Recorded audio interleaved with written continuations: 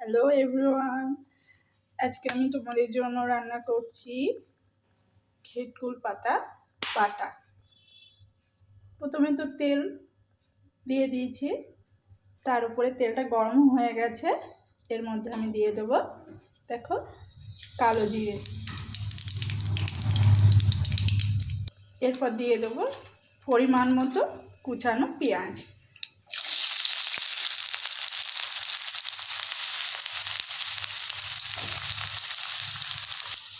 এবার এটাকে ভালোভাবে একটা খুন্তি দিয়ে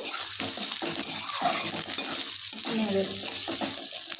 পেঁয়াজটা একটু দিতে লাগে কেন, যে পেঁয়াজ আর কাঁচা লঙ্কার কালো জিরে গন্ধেই এই শাকটা খুব ভালো টেস্টি হবে আর খেতে খুব অসাধারণ।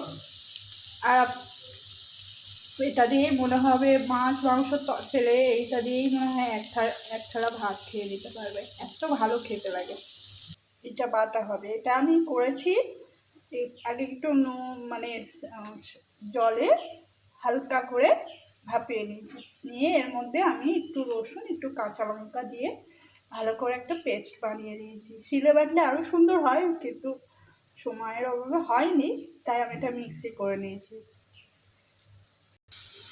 দেখো পেঁয়াজটা ভাজা হয়ে গেছে। এবার ওই ঘাটকুল পাতা বা খারকোল পাতা অনেকে বলে, আমরা ঘাটকুল বলি, আমার শ্বশুরবাড়ির লোক ওরা বলে যে খারকোল পাতাটা দিয়ে দেবো।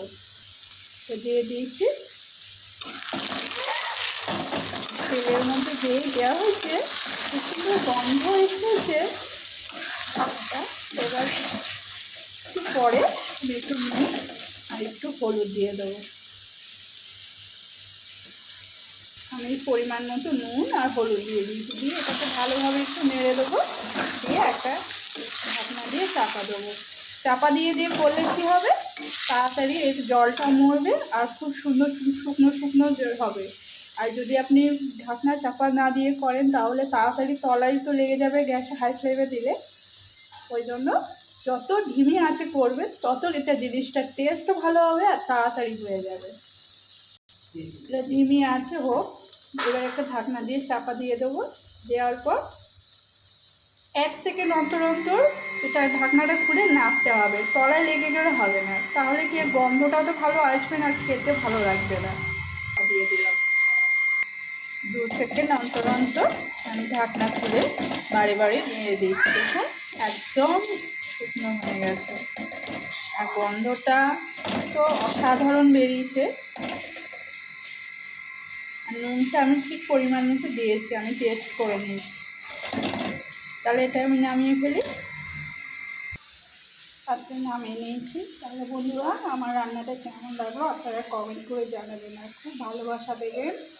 আর যারা ফেসবুক থেকে দেখছেন তারা অবশ্যই আমার চ্যানেলটাকে ফলো করবেন, পেজটাকে ফলো করবেন। আর যারা ইউটিউবে দেখছি তারা আমার চ্যানেলটাকে অবশ্যই আপনি ফলো করবেন, সাবস্ক্রাইব করবেন। ভালোবাসা দিতে থাকবে। আর দেখা হচ্ছে পরের রান্নার রেসিপিতে। আপনাদের যদি আমার এই রান্নাটা ভালো লেগে থাকে তাহলে আপনারাও নিশ্চয়ই বাড়িতে অবশ্যই ট্রাই করবেন, খুব ভালো লাগবে খেতে।